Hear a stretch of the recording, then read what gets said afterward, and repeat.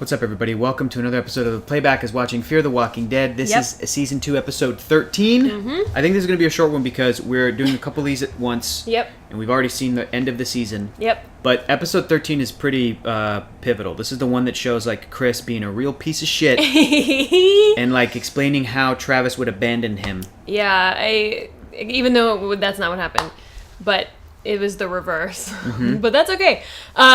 So it starts off with a nice dilemma, I think. Yes. A nice moral quandary, which is like, oh shit, Travis is behind the fence, but they're not letting anybody else in. Right. Which is like, yeah, that's like a good, interesting problem to start out with. Yeah. And then they solve it immediately with no drama or conflict. I know. At all. And it's the other thing too is like Madison used the lights of the hotel as a beacon, right? Which was real dumb. Real dumb. But what are the But consequences? It did get right. It got Travis there and also that group of people. And I'm thinking, because I'm such a wuss, I'm like, let everybody in and then just figure it out from there. Be humanitarians, be good people. Right. Let everybody in, because they were like, no, we don't have enough food. I'm like, you guys have a massive hotel. Yeah. Apparently you do have a lot of food. Like, the show doesn't go into those details and kind of, Right. like, isn't convincing me that Right. it's as dire as it Yeah. is. If the show was showing me that, I'd be like, yeah, what a dilemma. But because it's not, Right. and they're all, like, well-clothed and showered and stuff, I'm like, let them in, and then over the next few weeks, show me how food is running out. Right. So that's what this show should be about, is the dismantling Detail. of society, is the detail. Of let them in, and then afterwards be like, we made a mistake because we're out of food. Right. We're out of food. And Right. you got to send people out to go hunt. And Right. then, people die from starvation. Like, all that kind of stuff.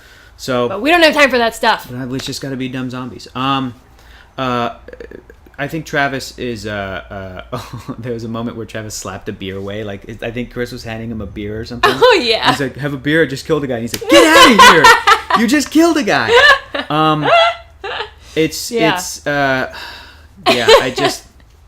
Chris is such a piece of shit. He's such a piece of shit. I think he's, like, unrealistically written to be such a piece of shit. I don't think that he's gone through enough. I don't think that killing a man is enough trauma to do that. I don't think. Well, you mean the original guy that he killed on the plane? Yeah. Yeah, because he asked him to kill him. Yeah. Which, I'm not saying it wouldn't fuck you up. It would. But I don't think you would flop your entire moral compass from doing that. I know.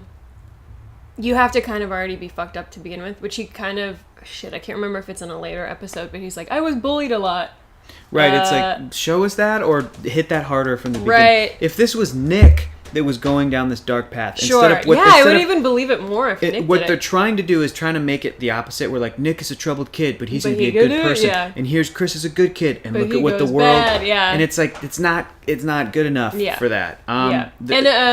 Nick being... I mean, not Nick. Chris being such a piece of shit, I was like, oh, I'm never having kids. Yeah. Like, if this is what they are, then forget it. It's so frustrating, because then I think even in the same episode, or the one before, Madison going, I'm still looking for Nick. Yeah. And Madison's daughter Alicia is like, why? Aren't I enough? I'm like, you're a terrible child. Yeah. To be mad at your adult parent for, like, wanting to look for their other kid. Get their other kid. At one point, Chris says a line, your way doesn't work anymore. And again, I'm just like, I don't buy it yet. Not so fast. Not so fast. Right. It took The Walking Dead like a couple seasons to get there. It's true, because they kept trying to hold on to society however they could, and then these guys are like, it's the wild now. And you're like, gone, it's not. Yeah. No, it just...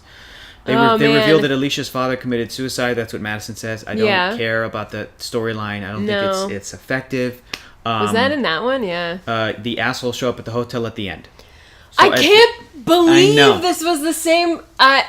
In my notes to Hector, I wrote verbatim, I can't believe they came back in the same fucking episode. Are you kidding me? In all capital letters. Why were you so mad that happened in the same episode? Because it was like, do you have no patience? Yeah.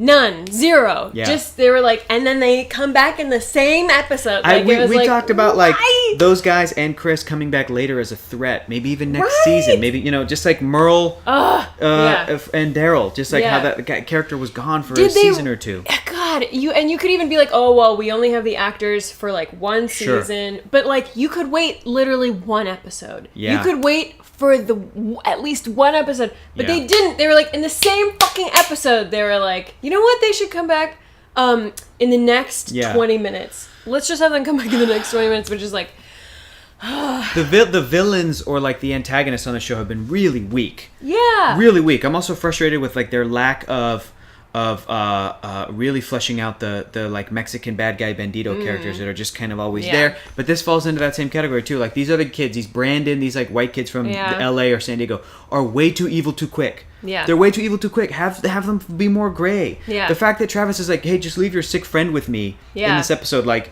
I'll take care of it. And then why they still would go and shoot him. not do that? They literally had nothing to lose. It makes no sense. It makes no sense. Yeah, like, he was just like, leave him with me. Travis is idiots. like, take my son. I'll just leave him. Yeah. And they're like, nah, we're going to kill him. Nothing to lose. And they could have saved a bullet. Yep. Saved a bullet and saved effort and saved potential injury from just leaving him. Yep. Like, there's literally absolutely no fucking reason. They weren't even like, he's our friend and we're putting him out of pain and misery. Right. They were just like, his friend done. was like, don't. Like, please, I want to be alive. Yeah. It was so like frustrating. a bullet wound clean through. Like, you can obviously heal from, like... Of course. It made no sense. And it would have been cool to see Travis. And again, it's like, is this the most exciting television? I don't know, but it would have been cool to see Travis for another episode or two taking care of this kid who's not his kid, and then like the kid dies. Like, just let that play out. Right. It sometimes feel like things don't happen enough, but then also they don't have the patience to kind of tell the story. Like no patience. And see things happen. So you also had a problem with how they were doing manual labor at one point in the episode. Oh, Travis is digging a grave with 2 jackets on in Mexico. Which it's in the middle of the day, but they do that in so many shows, and it's very picky, and it's stupid. But, like, they always show an actor with, like, 5 layers on, like, doing manual labors for hour and hour and hour, and it's like, he's not sweaty. He would have taken them off. Yes. Like... Take your clothes off, Travis. Just take all of your clothes off. Yeah. If you're doing that kind of stuff. I agree. Like, I think they're filming in Mexico, right? They've gotta it's like, he had to be... Just the actor had to be very sweaty. Yeah. And it doesn't...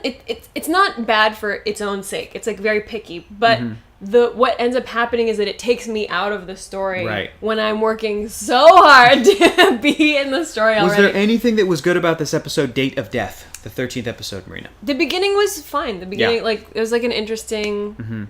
like dilemma. And I also liked how we spent another episode with Travis, because I like that character and I'm still kind of rooting for him. It's just everything that happened to him I thought was so unrealistically evil, and his son was so unrealistic. Yeah, so fast. It's frustrating. I think we said it a long time ago when we had Jake Jabor on this show, but he doesn't like it when shows write teenagers because they write them so shitty. I know. Like, they're not people. Yeah, they're not people, and it's like maybe some teenagers are like that, but I don't think it always feels like writers on the show have teenagers themselves, and they're just like working some stuff out. They're like, "This is my kid. He's a little shit." But that's not how it would happen in a zombie apocalypse. Yeah. All right. Anyway, I want to move on to the next episodes because some cool stuff and awful dumb stuff happens. Yeah. This is Fear the Walking Dead. We're almost done with season 2. Right below, your favorite part of the episode, your least favorite part of the episode. Thanks, guys. Yeah. We'll see you on the next one. Bye. That was very funny. It's so sad.